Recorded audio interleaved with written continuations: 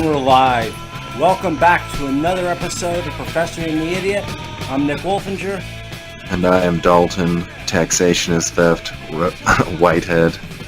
Also known as Roadhouse. I am Nick. Taxation is an integral part of being a citizen. Wolfinger. So what's up, Nick? You tell me. Wait. You could tell me, or I could tell you. How about you tell me? All right, that works. We want to talk today about Joe Rogan's podcast.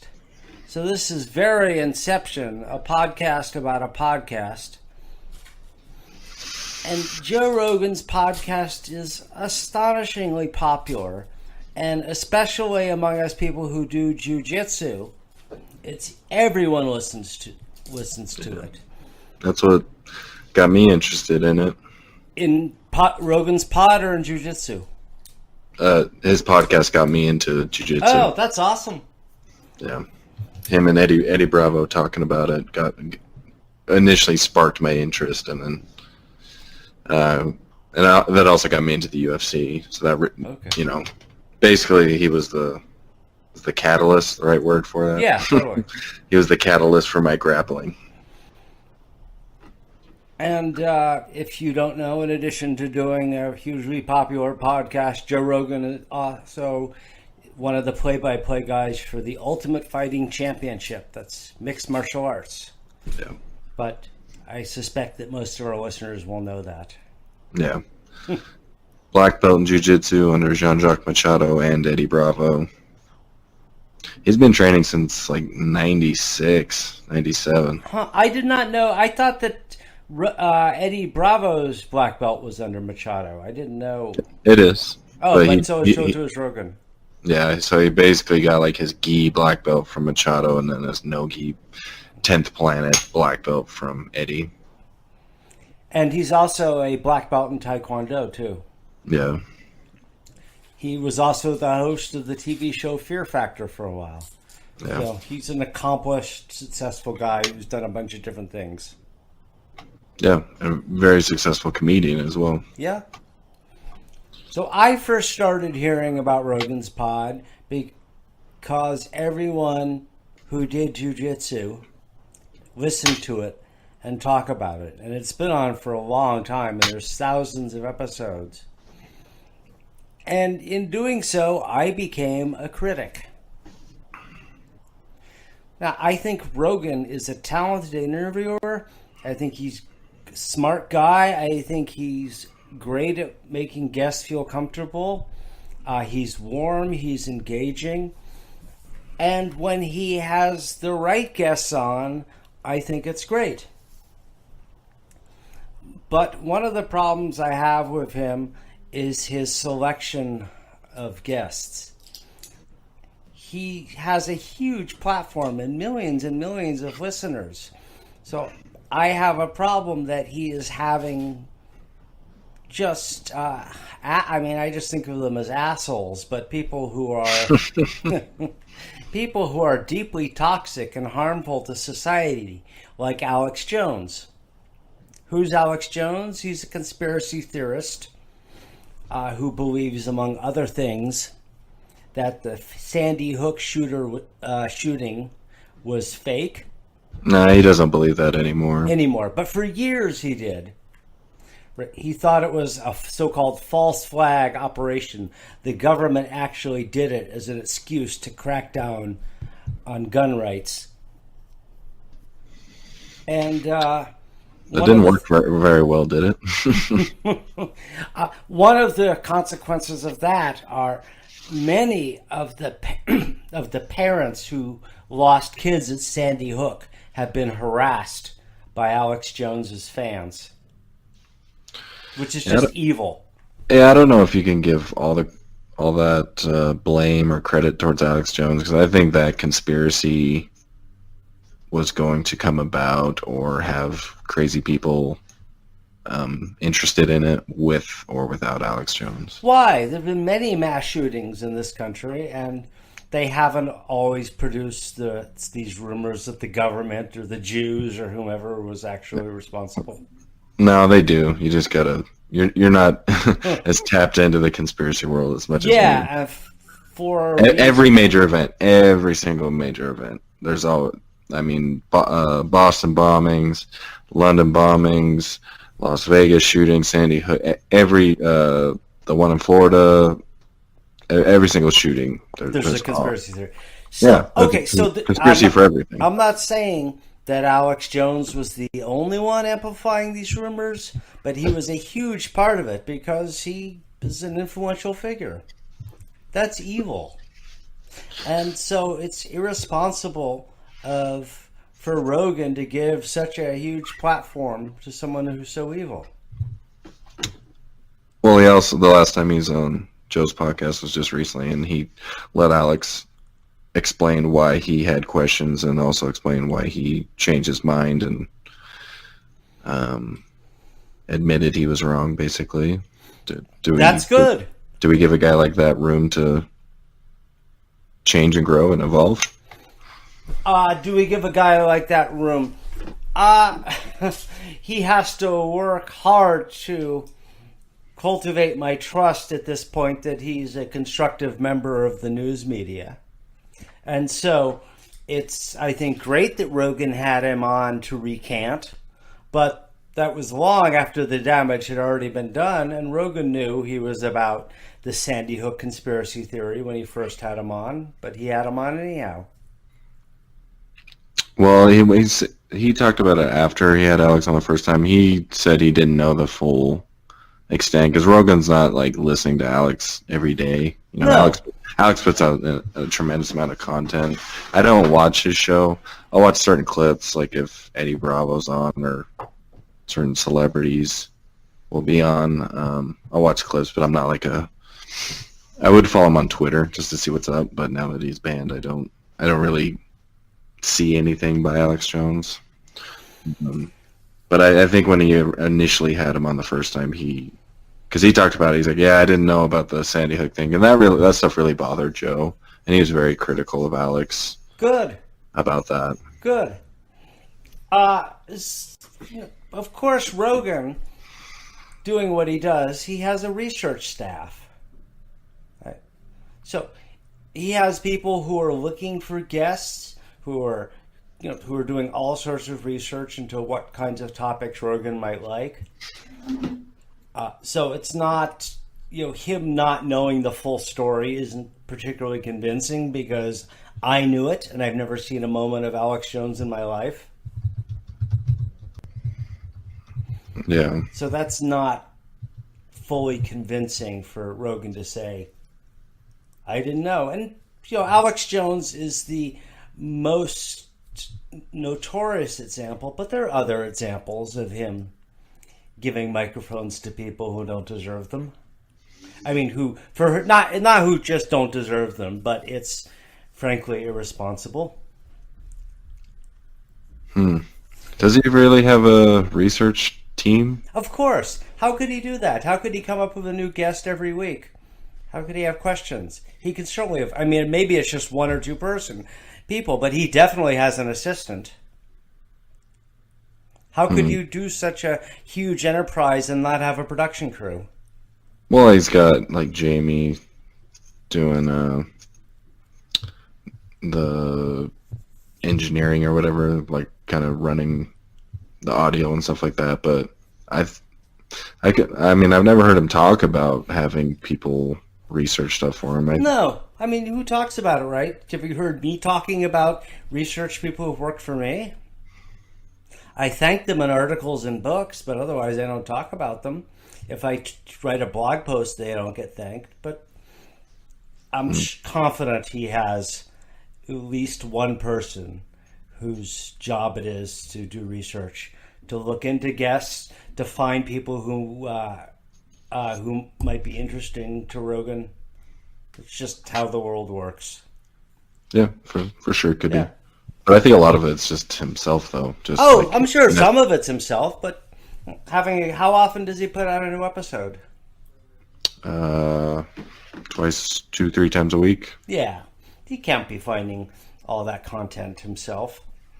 Yeah, well, I mean, a lot of his guests are comedians and fighters and Yeah. stuff like that. Oh So, yeah. I don't fault him for it. I mean, of course he should have an assistant. Of yeah, course he should have more than one.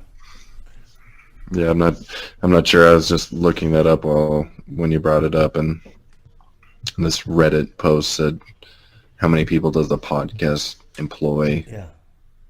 And other than Jamie, I guess a couple guys. There's like been a Jeff and a Neil that's been mentioned being in the studio or something like that. So, yeah, he might have a couple guys. Yeah, I mean, you may just have one. You may have more than one. It doesn't matter. Just know that anyone doing it, such a big enterprise like that, Yeah. isn't doing it by himself. So other than Alex Jones, who are you critical of? Other guests I'm critical of, I think Tim Pool falls into the same category as Alex Jones. What's your issue with him? Why we should care in the first place, what he's the whole idea of a citizen journalist is troubling to me. I want professional journalists. The idea that he has any idea, what to look for. I mean, I can't say a lot about him because I don't pay attention to him, but I did read an article about him. He's... What's the difference between citizen journalist and professional? A professional journalist works for an organization and has editors and probably has some, experience or possibly training. I mean, it's a new thing, right? It's a new media niche created by YouTube and social media. In fact, I would say Tim Pool is one of the people who's created it. So is he? I don't know too much about him other than him being on Rogan's podcast a couple times. He was in that documentary Hoax, that Cernovich documentary that I watched. But are you critical of what he's reporting on? Is it? Certainly critical of the people he's mixed up with, like Cernovich, and I'm blanking on it. What's the other guy who works for the other guy who's a reporter for Alex Jones's news series? Paul Watson. Yeah. Yeah. I mean, those guys are liars. I don't follow them, so I don't know. They're liars. They're not journalists. I think when Tim was on the podcast, I thought it was pretty interesting because a lot of it was because he's a big like free speech guy, and I think you should listen to it. I know you're critical of these guys, but I think it'd be fair of you to give them a fair shake or a chance and hear them out. I will get to it, but there are so many assholes in the world that I rather, get a sense of who's listening to and listen to them. Anyhow, so there are also people on Rogan's podcast who just seem like corporate, like people who are shilling their own brand. Well, I mean, it's a good avenue to promote. Oh yeah, certainly. Promoting. If you have a brand that you want to, promote, going on Rogan's podcast is great. I mean, that you get a lot of press, but that raises the question of why he has them on in the first place. Take what's her last name? Rhonda, the nutrition lady. Dr. Rhonda Patrick. Yeah, Rhonda Patrick, right? So, what's Rhonda Patrick's what is her what are her credentials which identify her as as an expert in nutrition? Let me look it up. I know she does labs and stuff like that. Like she's always, I don't know, up to Well, date. she has a on bunch of PhD. science and stuff. She has a PhD, which is great. Mm-hmm. But mostly, she is a brand. She wants to sell supplements and nutrition advice. Yeah, but if you listen to her on the podcast, the vast majority of what she's talking about is just pure research and science and Okay, experiments. I don't doubt that. But she's still there to increase her awareness of her brand. So why not have, if you're interested in nutrition, why not have someone whose entire brand is limited to books about nutrition? Someone who clearly isn't. I mean, I'm obviously making a push for having academics on, because typically they're not selling brands. They're not making. They're not in the business. So if they're selling books, it's okay. But if they're selling something else, it's not. Yeah, I'm a little confused. Well, I can tell you as an academic who's written several books, I don't do it for the money. I've four books that have been out anywhere from 3 to 14 years, and the total I've gotten in royalties from all those books is, I don't know, $4,000 maybe. It's not for the money. Yeah, If you were on Joe Rogan's podcast and he brought up your book, you'd probably be pretty damn happy at all the boosts and sales and the money. I don't think the boosts in sales would be that high. I've done plenty of media. I've done national news. I've done NPR. I've done endless interviews for newspaper and radio. It really doesn't sell books, because the kind of books I'm selling, the kind of books I'm writing are, well, they're just meant for really mostly people who are very interested in the subject, and not someone who are just listening to a radio show. I find it interesting, your criticism of Dr. Rhonda Patrick, and we talked about this privately. I asked you if you've listened to any of her episodes, and you said no. Yeah. And I asked you if the information she's giving Joe is wrong, and you said, the fuck if I know. Yeah. So it's weird to me that you're so critical of somebody you don't really know. I'm not critical of her. I'm critical of Rogan for having her on. Why? If she's giving out great information, isn't that good? I certainly suspect the information she's giving out is not to discourage sales in her products. But I mean, I don't think her website is mostly just information. Found My Fitness? I'm looking at it right now, and I don't know, it doesn't seem to be like you can get your DNA done, and she has a podcast or a web series, but comprehensive reports. I think you're reports. I think you're trying to make it sound out she's like some scam artist. No, I didn't even say that. I didn't even say she's necessarily a scam artist. I just said that her interest is clearly making money.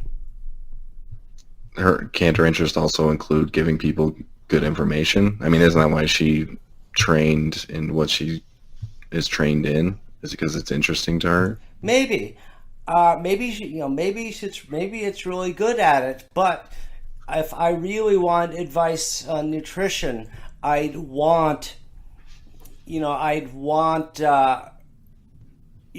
optimally try to get advice from someone who wasn't also trying to sell me something.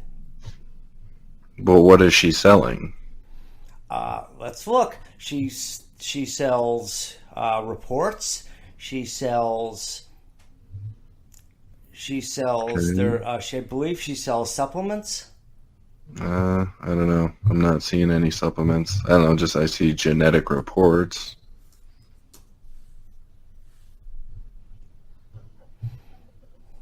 And she has a podcast where she talks about research and new information and articles and stuff like that. Okay.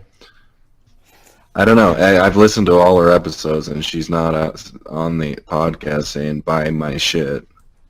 She literally goes on for like 2 or 3 hours about research and science. So I don't know. I'm just confused about it. She doesn't have to. I mean, she doesn't have to say buy my shit. It doesn't have to be that blatant.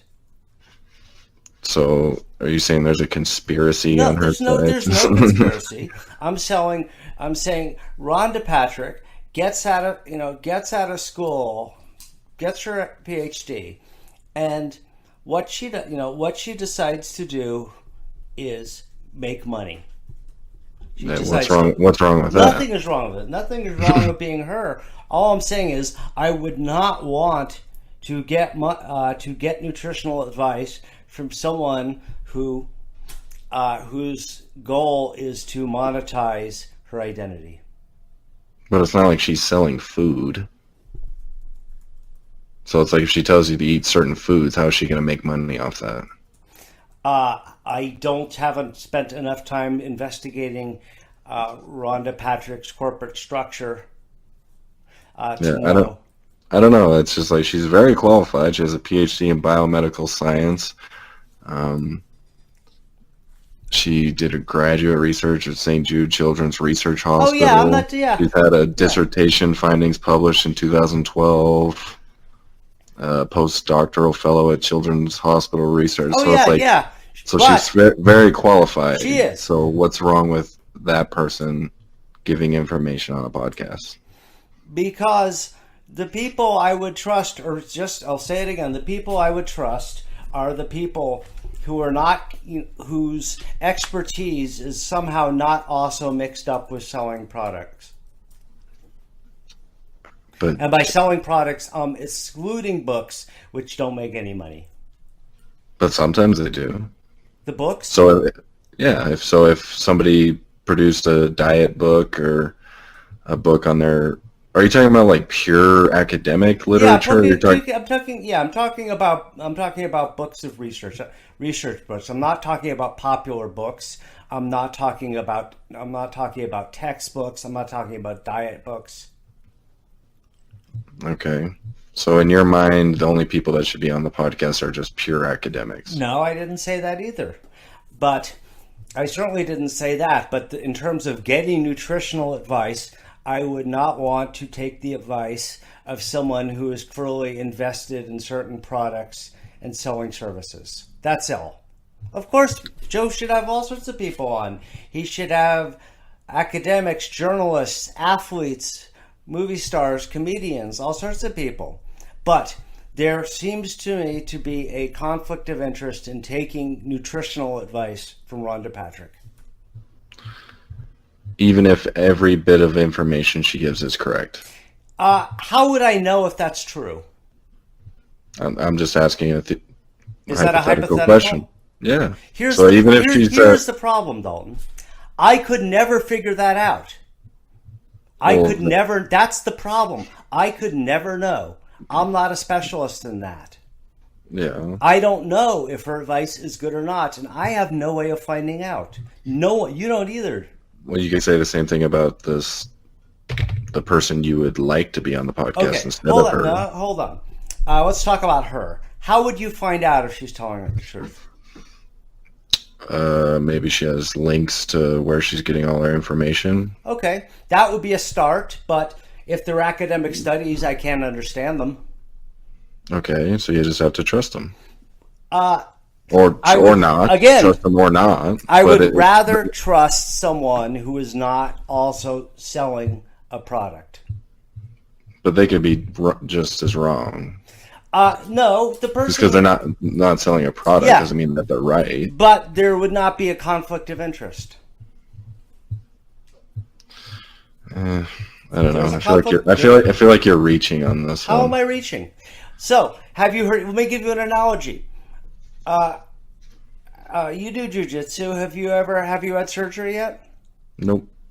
Have you?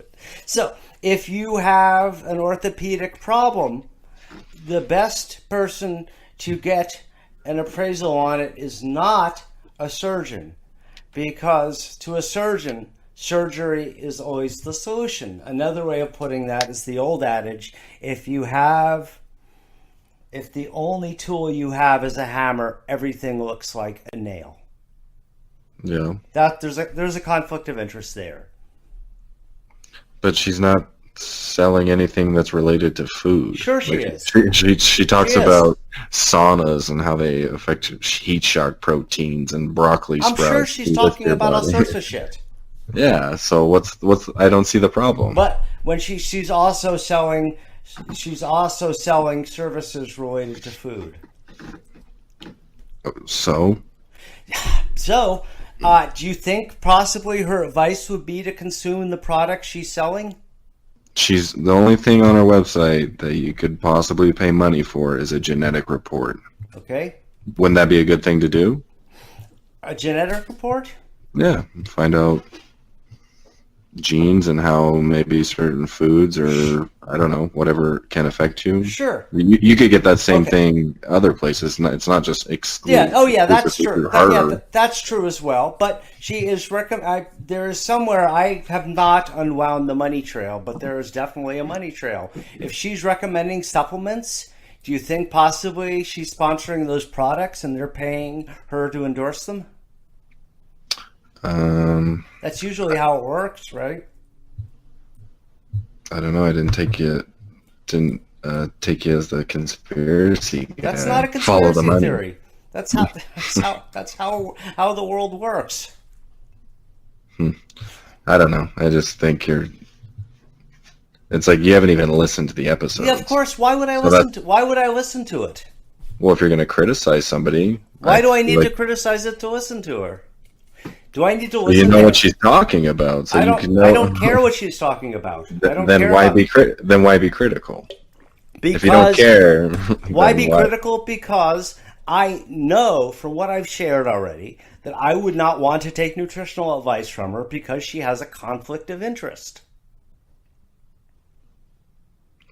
She has a strong conflict of interest to do nutrition the way she says because that provides her money.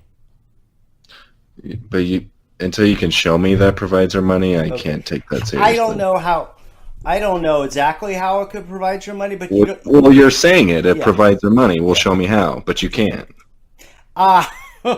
Because how can I know what kinds of contracts she has with the products she's proposing? I don't Well, how know. could you know that about anybody? Anybody? Well, be more specific. Well, these like holier than thou academics you're talking about. I have how do not you- talked how do you- about any academics, and why criticize them by I'm not saying they're saying holier any- than thou? Well, it just seemed like I don't know. It's like unless they're locked away in a college, only writing boring papers that nobody's ever going to read. That seems like those are the only people you trust. But it's like, how do you know they don't have a conflict of Because interest? they're not making money. How do you know? Because I know how academia works. Because that's something I do know. Because I've been an academic for a long time and I know how it works. And there's no money in it. There's money if you write a textbook. There is money if you're a scientist, a physical scientist, and you use your science to start a company. Then there's money. You're getting paid from universities, yeah, right? but I don't get paid anymore.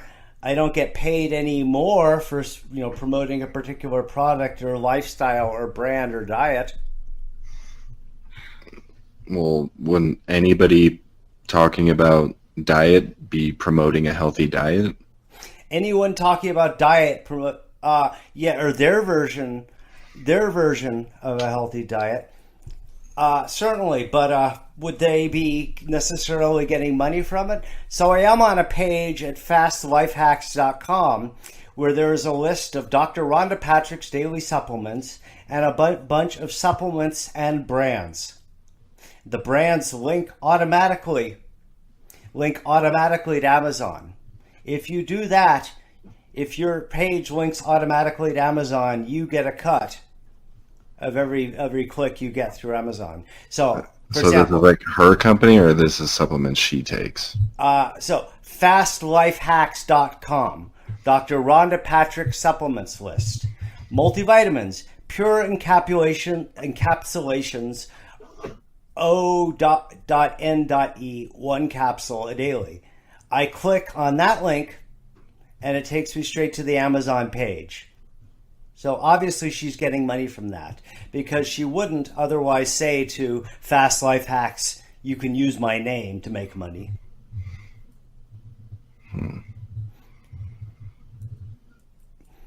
She also, I'm reading, she also makes money from her Patron page.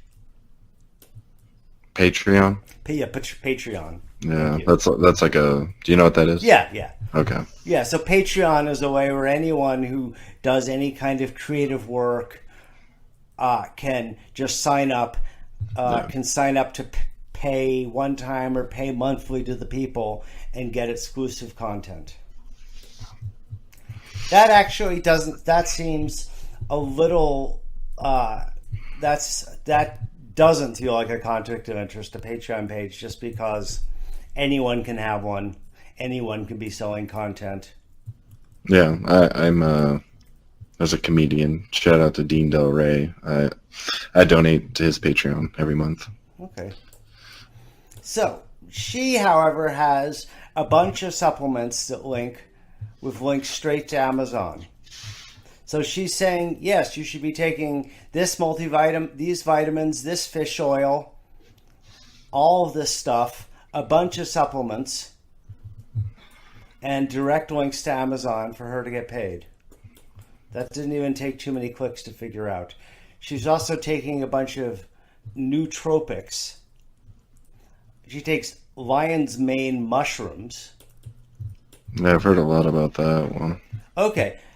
This kind of stuff tends to all be bullshit. I actually, even a friend who works for a supplement company came to my birthday party a few years ago and brought a bunch of supplements, like mushrooms. And I was amused by this, and then took it to my doctor and said, this is bad for you. This is bad for your liver. So, and I guess my doctor had a conflict of interest in that if I'm dead, I won't be her patient anymore.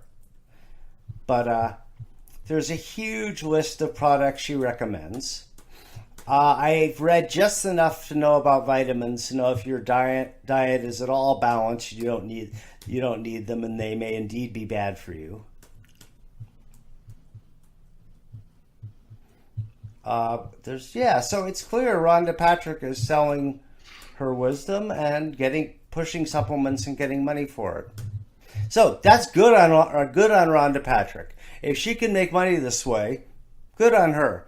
But to have her bring her on Rogan and call her an expert in nutrition, that troubles me. But isn't she an expert? Whether or not there's a conflict of interest, she is an expert, right? I don't know if she's an expert. I think because she's selling a bunch of products. Yeah, but she still has a PhD and has done all the research and has articles published. We don't know if what those articles have anything to do with. We don't know I don't know what her PhD is in. I don't know if the articles have anything to do with nutrition. So I mean, it's like I have a bunch of articles and books, and I have a lot more books and articles than she does. I could turn around and start a nutrition website. Say, see, I'm a doctor. See, I got all these books. Yeah, but they're not in biomedical science. Which is not nutrition. Not the same thing as nutrition. But anyhow, I see. But she knows a thing or two about the body. Like okay. I think it'd be fair to say she knows more about the body than you do. Of course. But you're Dalton, saying everyone knows more about everything than a lot. I know so little. I know, but you're just saying, well, I could start a supplement company and I have a PhD. Yeah, it would be bullshit, right? It would just be bullshit. But it would be, I wouldn't do it because it would be irresponsible, but sure, I could do it and say, yes, I'm a doctor. I'm not going to. But, so anyhow, I can't evaluate, for the most part, her science, although I do know most of these supplements are not necessary to be healthy. And I do know she has a big conflict of interest because she's selling them. That's good on her. But for Rogan just to treat her, a lot of people are now taking her nutritional advice because they heard her on Rogan. And nutritional advice is corrupted by the fact that she's selling supplements. You don't see the problem here? Not if all the information she's giving is correct. How would you ever know? How would you know anybody's information is correct without dedicating your life to researching every single thing they say? That's a good point. And ultimately, I would have to find criteria for trusting someone. Why do I trust my doctor? Because she has an MD. She's been doing it for a long time. My mother goes to the same practice. I know other people who go to the same practice, and so far her advice has been good. How do I trust a nutritional expert? Ultimately, I would want to find one who was not also trying to sell me products. But aren't doctors trying to sell you pills all the time? They don't get any money. Or for the most part, they don't get any money. And they're not usually... For the most part? What? For the most part? I don't know. I don't know exactly how that works, but a good doctor is not trying to sell you pills all the time. And most of the things they prescribe, they don't make, are generics. If I wanted nutritional advice, the first place I would look is probably the most famous nutritional scientist in America named Marion Nestle, who teaches at NYU. And I would do that because she's not trying to sell me supplements. You don't think Rhonda Patrick's advice is heavily tilted towards selling supplements? To consuming supplements? Not the way she talks on the podcast. I mean, it's very scientific. It's very, this is what research says. This is, I think if you listened, you might slightly change your view. No, I wouldn't. I would never change my view no matter what she said.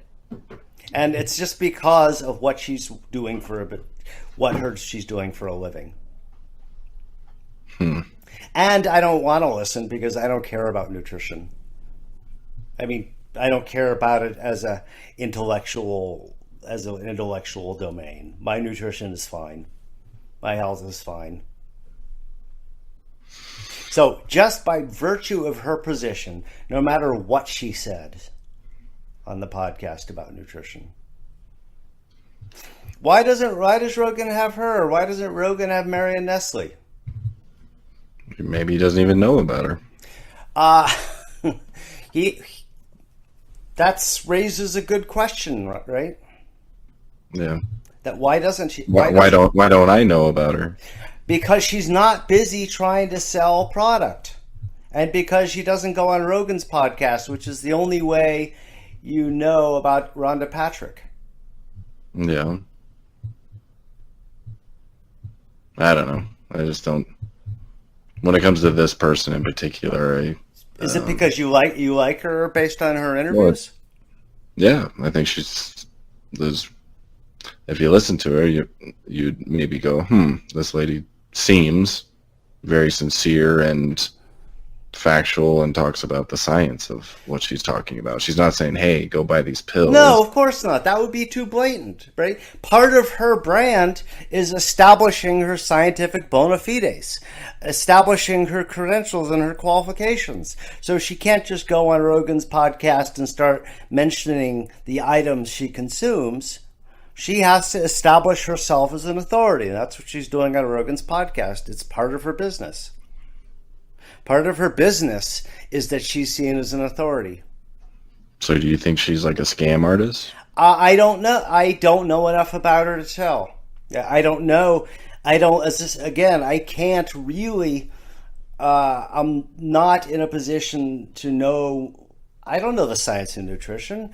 I do know that a lot of these supplements you don't need or are bad for you. I know the supplement industry is very unregulated. Thank goodness. What? Thank goodness. Dalton, for fuck's sake. Do you know do you know what the world was like before there was an FDA? Awesome. It was not awesome. It was very awesome. It doesn't. It was fuck you. The company, the free market doesn't work like that when there's full free market till I die. Yeah, but that doesn't. You don't know what's in a can of food when you produce it. I know everything. I know everything in that can. That's why it's good. There are federal standards for how much pieces of rat feces can be in every can of tuna you buy, and there are just a little bit, right? Just a little bit. Oh, that's good. A little bit of rat. Thank you, government, for the quality work. Yep. Shouldn't it be 0? Apparently, the government has established a certain level of rat feces aren't bad for you and/or are impossible to keep out of canned goods. So you'll believe that and trust that. But Dr. Rhonda Patrick, you're like, nope, nothing. Yep. And the reason I'll believe it is because I don't seem to have suffered any from eating food I bought at the store, which is a product of regulation, not of the free market. I guess you've built up a tolerance to rat shit and tuna. Yeah. You'll wish you built up a tolerance to rat shit soon when the rat super soldiers are running wild in the streets. God, I would love that. Then everybody who doesn't have an AR-15 would be like, God damn it, why didn't I get one of those? The crazy guys were right. Do you have an AR-15? No, I'd like to have one, but they're just expensive. I don't either. Although I've toyed with getting a gun like that. They're fun. Yeah. Oh yeah, I've shot them. Yeah, they handle really well. There's not a lot of recoil. Yeah, I like rifles. I like bolt action guns. Yep, I like rifles too, way more than pistols. Anyhow, conflict of interest for the same reason. When you have a torn ACL doing jiu-jitsu, which I've had, and a lot of grapplers get sooner or later, and you need surgery to replace it. The surgeon says you need surgery, but you get a second opinion from someone whose job is not to cut, because the surgeon has a conflict of interest because he does surgery. If the surgeon worked for the federal government, would you trust him then? I don't want that kind of health care. Why not?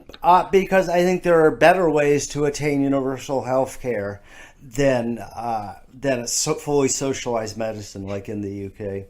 I think the German system is better. I think having insurance companies in a more tightly regulated market and greater subsidies, and so in other words, making Obamacare work better rather than trying to destroy it as Trump is doing. Remember, the whole point of Obamacare was to have a big, active free market involvement. But doesn't Obamacare suck? What are you talking about? Isn't it like super expensive? No. Like the premiums people can't afford or something like that? So part of it, of course, is the Trump government has been doing its best to sabotage it. But Obamacare instituted the popular law, which you're now benefiting, which allows people to stay on their parents' insurance until they turn 26. It also forbids insurance companies to exclude people who have pre-existing conditions.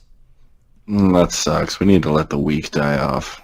So that's, as I'm sure you can understand as a free market person, how the free market would fail. Because in a free market, insurance companies only want healthy people. And then maybe people would be more inclined to become healthy. Yes, and in fact, Obamacare has a lot of preventative medicine provisions. It has a lot of provisions to encourage people to be healthier. But yes, insurance, you can see why the free market won't work there. I don't know anything about that shit. Yeah, exactly. I mean, you can see that problem, right? The insurance companies, they want all healthy patients so they can collect money and not pay out. So, and this still happens. It's illegal, but it still happens where insurance companies try to, purge their rolls of people who are sick. So that's one place you need the market. Anyhow. Okay. So getting back to Rhonda, Patrick, conflict of interest. Okay, so who else has a conflict of interest on Joe's Rogan's podcast? show? I haven't listened. I don't listen to Rogan's podcast. What? How dare you? Regularly, I've listened to this regularly. I'll say. Here is a purely partisan complaint, and Rogan says he's to the left of everything, very left on everything but guns. That having been said, the number of conservative guests, greatly outnumbers the number of left-leaning guests on the show. So? Okay, as I said, it was a partisan complaint, right? Yeah, only because you're on the left. Yes. You would complain about that. Yeah, they did have Ben Shapiro on. That was a pretty interesting one. Yeah. He kind of grilled Ben about his stance on gay people. Good. Didn't Ben finally say he was okay with gay marriage? Or I read something about that. Well, he thinks the government shouldn't be involved in marriage. Which is a way of saying he's okay with gay marriage? He's definitely not for any policies that would stop anybody, Okay. but like himself, like his own personal views, he's not really down with it. Right. Like he said he wouldn't go to, Dave Rubin? Yeah. He said he wouldn't go to Dave Rubin's wedding because it's like celebrating a sin, but he would gladly have him and his husband over for dinner at his house. Okay. He's a weird guy. Yeah. He had some interesting, I was like, I don't know. He's an Orthodox Jew, so I guess if you follow the Bible. I have no doubt that he is that he's a smart guy, but his politics are pretty far from mine. And yes, he's a Trump opponent, but he was also a journalist, that helped create the conditions for Trump. What do you mean by that? Create the conditions? Well, he was working for Breitbart, engaged in the Breitbart party line of demonizing immigrants. I think Trump won because there's a book I heard about I want to read. It's called This Is Why We Can't Have Nice Things. And it's about how like troll culture is just spreading and dominating the world. And I think that's why Trump is popular. Because he's a giant troll. I've seen videos where like people think like he might be like intentionally, like he really does intentionally look and like he doesn't really believe all the bullshit he says, but he just loves trolling. Yeah, I'll buy that. And like when Obama said, well, like the whole thing about there's something you'll never be, and that's president. And then Trump's like, you know what? Fuck you. I'm going to become president. Oh, yeah. A lot of people, Thanks, Obama. Yeah, when Obama at the White House Correspondents' Dinner a few years ago, he was responding to Trump's, racist birther campaign to suggest that Obama wasn't really born in the U.S. He was actually born in Africa. And Trump went off on him at I think 2011 or 2012 in a very funny speech and made a lot of fun of him. And a lot of people have attributed his running to wanting to show up Obama for making fun of him, because Trump isn't a good sport about people making fun of him. He's like, fuck you, I'm going to take your job. I think there are a lot of reasons. There were many flaws in Clinton's campaign. There was the last-minute intervention of Comey. I think somebody heard somebody on a podcast say a lot of people, I think, maybe middle class people, lower class people, it's like we had 8 years of Obama and nothing really changed that much. So fuck it, let's try the other side. Let's try this again. Like Hillary was pretty much gonna go the same way as Obama. Like she wasn't that much different than him. And especially in actual effect, I'm sure they said different things or in speeches about policies, but I think in reality, if she were to get in office, it would just be business as usual.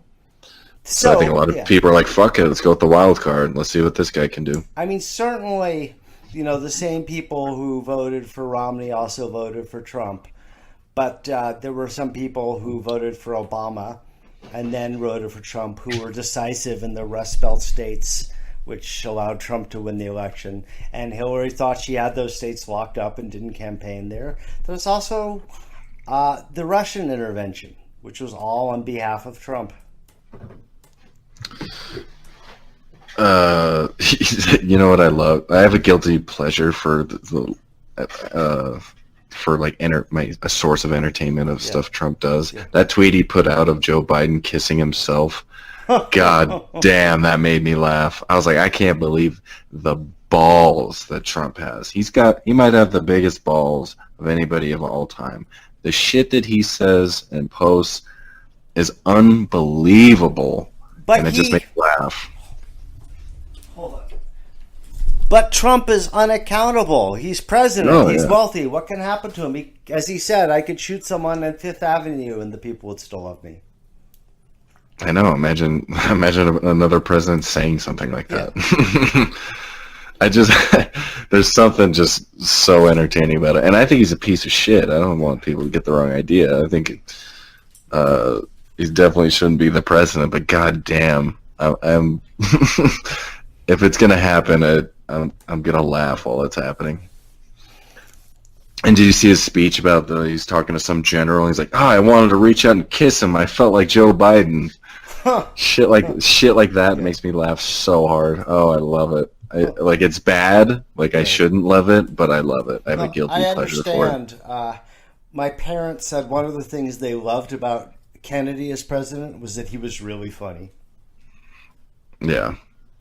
So I totally get it. Okay, so what are some podcasts you've listened from Joe that you liked?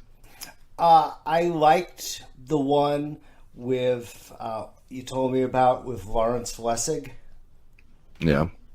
I have not listened to a lot of them. I mostly listened to ones I ended up not liking, but I'm sure there's others. There's other people I respect on there. I'm sure I would find some of the ones with UFC fighters interesting. I'm sure I heard a lot of good things about his interview with John Haidt, the moral psychologist. I think that may be the one that Haidt actually mentioned me on, because someone at my gym said, "Hey, you were talking." Someone mentioned you on Rogan. Of course, anyone that mentions me is worthwhile. I don't know. I'm looking through the guests. There are a lot of other people. I think, that's a good guest. They have that's an interesting person who has good shit to say. I have to pull up the list to be able to tell you which other ones I'd endorse. Yeah, I love his UFC ones. Those are my favorite. Honestly, lately, I'm a diehard Rogan fan, but a lot of them in the past 6 months, I've been skipping about a quarter of them. Huh. So sometimes it's just I don't know. I have so many podcasts I listen to. It's I'm good on that. Fair enough. I know Anthony Bourdain. Anthony Bourdain was great. Yeah. There are a lot of people on. He has a lot of good guests, but I would argue that there's some of those guests are just irresponsible. You're so serious all the time. I am serious. Does it get tiresome being so serious all the time? But you know me well enough to know I'm not always serious. Yeah. I don't know. Oh, I'm also I defend his podcast because this podcast like I've discovered it in high school and it like changed my life. Like how nobody around me ever talked about things like him and his friends did, and what kind of things? trippy, psychedelic, just looking at life from a different non-stereotypical mainstream middle America viewpoint. And just, I don't know, just the way they talked was just so honest. Right. And I just never really heard adults talk like that. Huh. I'm sorry you hadn't had that experience before, Rogan.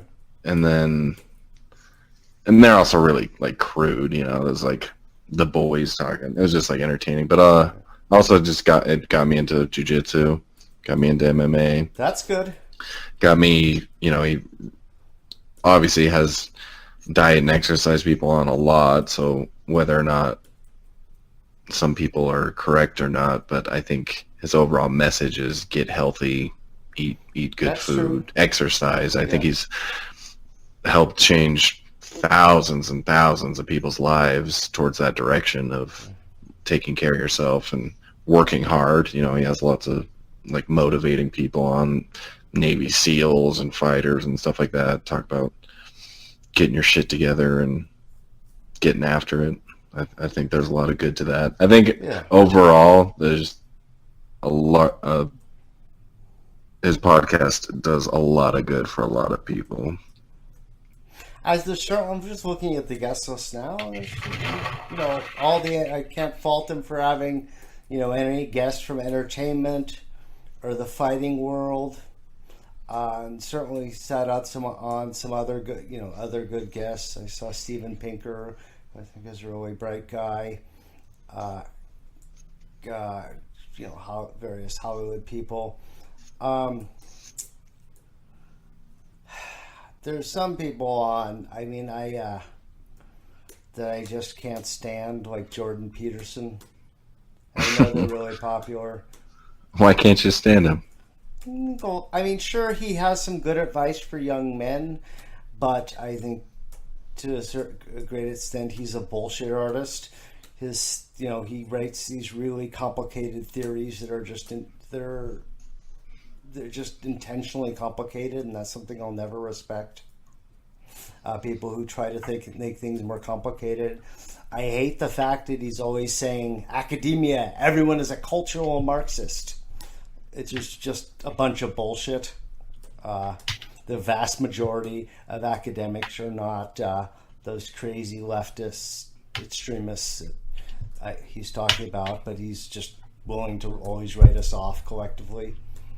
I thought you guys all worshipped Karl Marx. Was I you. wrong? Was I wrong about that? Eat my long dog. I like when Jordan Peterson's on the podcast. The last time he was on, I thought it was good. Why? I don't know. It's just interesting, just the way he talks. It's been a while since I listened to it because I don't know if I could really point out exactly what he said, but it's just interesting. I just liked it. I think there's a reason he's popular. I think there's a reason he's popular too. It's clearly, yeah. There was a vacancy that was waiting for some kind of guru with authority figures for alienated young men. Yeah, I think isn't that a good thing? It depends upon what he's saying. He has some good advice, but it just troubles me that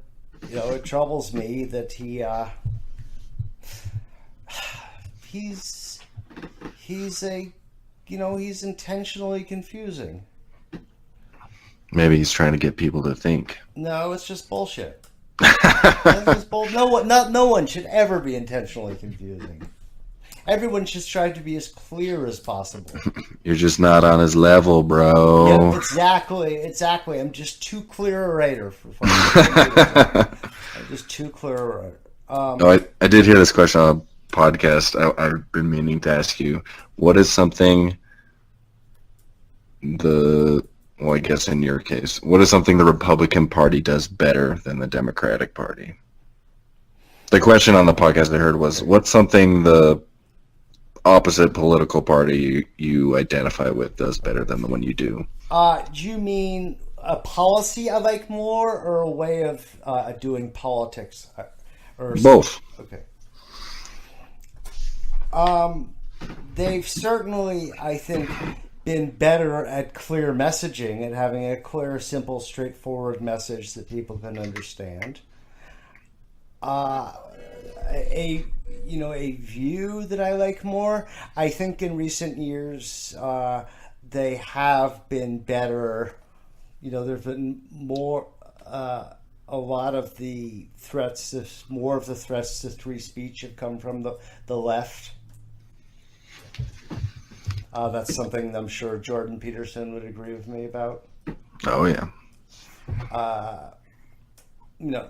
Something I argue with. I argue on Twitter all the time is the people who are, willing to take his line and write off all of higher education as being cultural Marxists.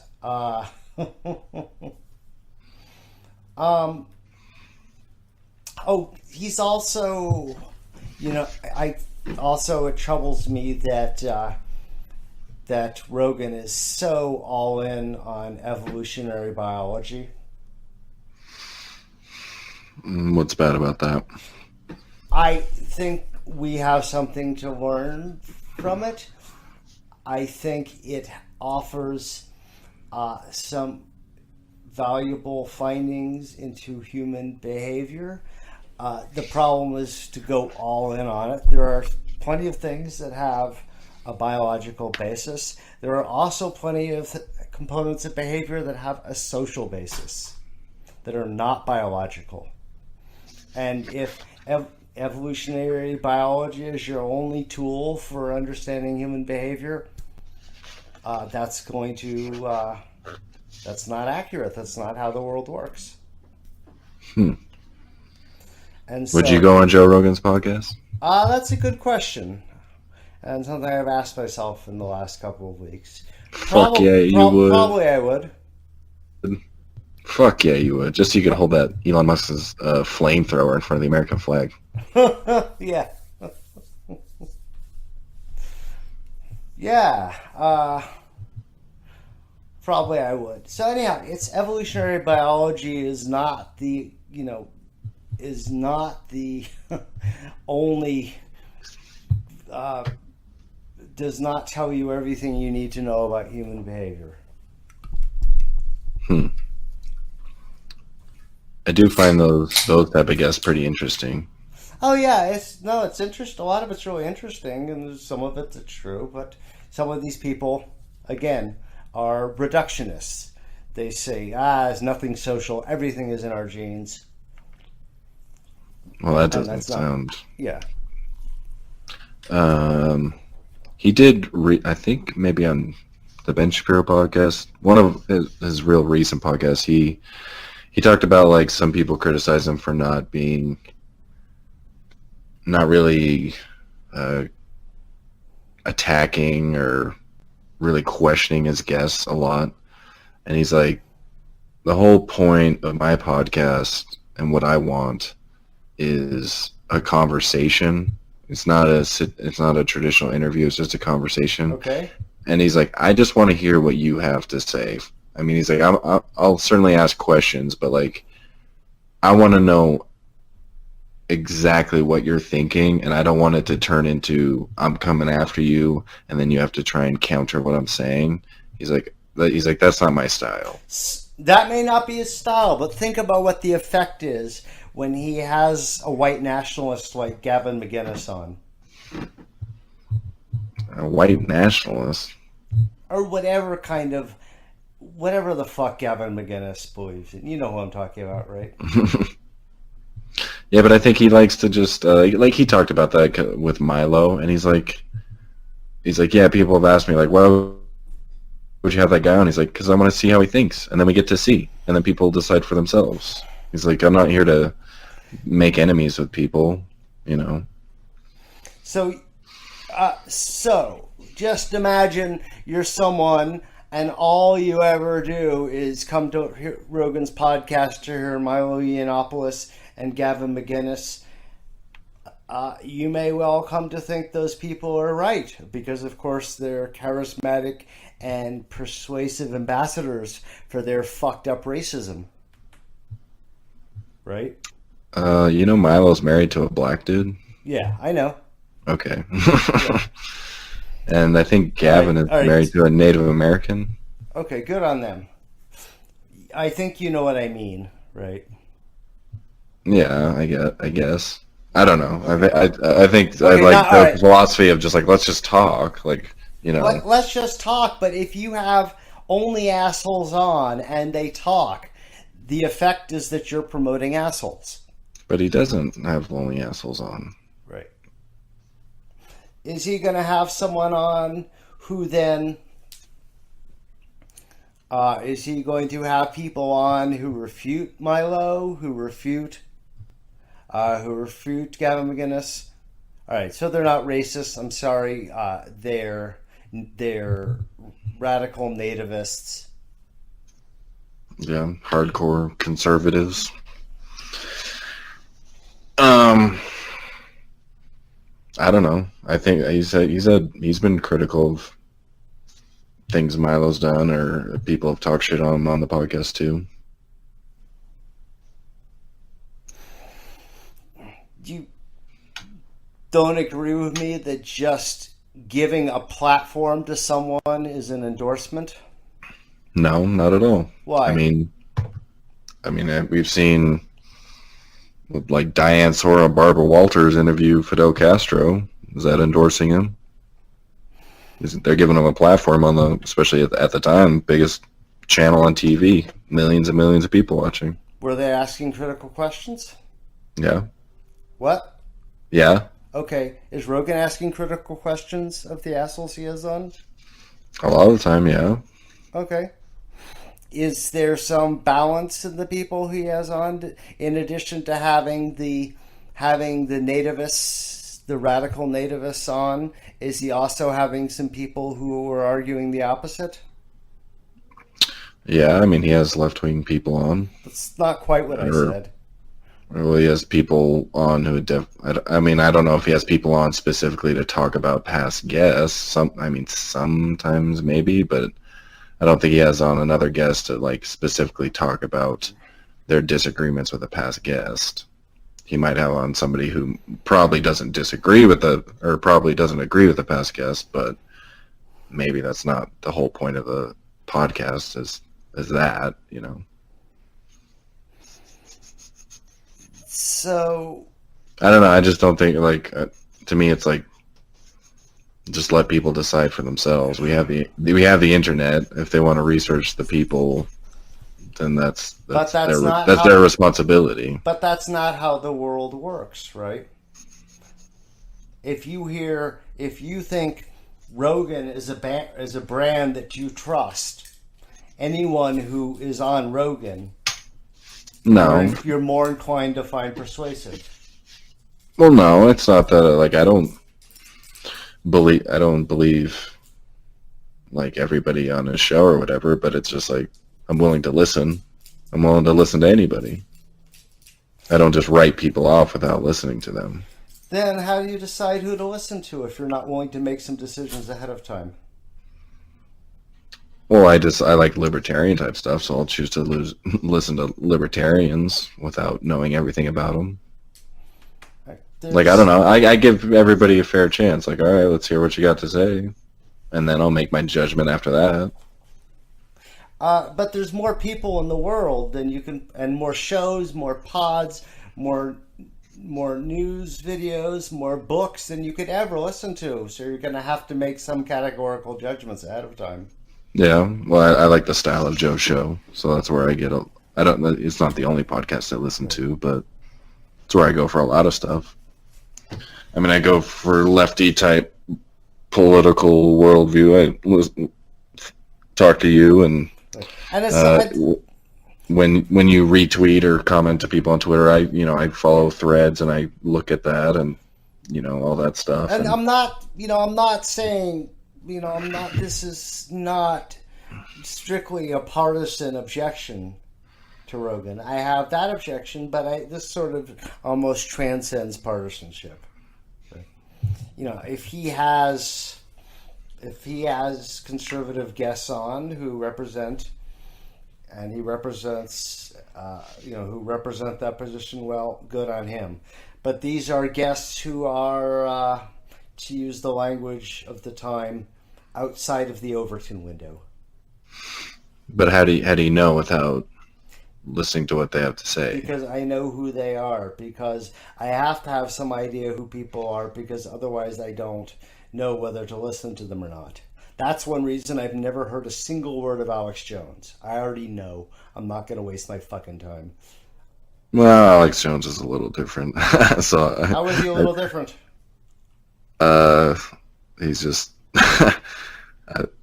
he's a very unique guy. I don't know. I like when you say I don't need to listen to Alex Jones. I'm not like what listen. It's like okay, but how do you know he's okay? Well, okay. Other than Alex Jones, how do you know? How do you know not to listen to somebody or at least to hear them out? I'm not going to just tune into a guest because they're on Rogan's pod, because he's had enough guests like that on that makes me question the whole brand. Okay, well, outside of Joe Rogan's podcast. How do I know? Yeah. I know because of the other people, whom they're associated with, who are endorsing them, because I trust their judgment. Because at some point with someone I've read something they've written and I think, this person I have some sense I'm going to concede to them some authority because I have some sense of them as a thinker. All right. Well, I like his podcast. I like some guests on Rogan's podcast, but the whole thing, for the reasons I've explored in this show, I'm collectively not a fan. All right. Have we finished our podcast about a podcast? I guess. Okay. Split views about Rogan's podcast. I think it's good. It's not perfect. He's made mistakes. He corrected mistakes. He's still evolving. And I like how he lets people come on and talk and just wants to hear what they think. And he doesn't let every single human on earth come. You know, it's not just like, but, you know, it's like, well, let's hear what you got to say. And then we'll make a judgment from there. I like that. Thanks for listening to another episode of Professor and the Idiot. If you like what you heard, go to Apple Podcasts and give us a good rating so that others may find us and we can expand our social media juggernaut. And if you didn't like it, fuck off to the place you came from.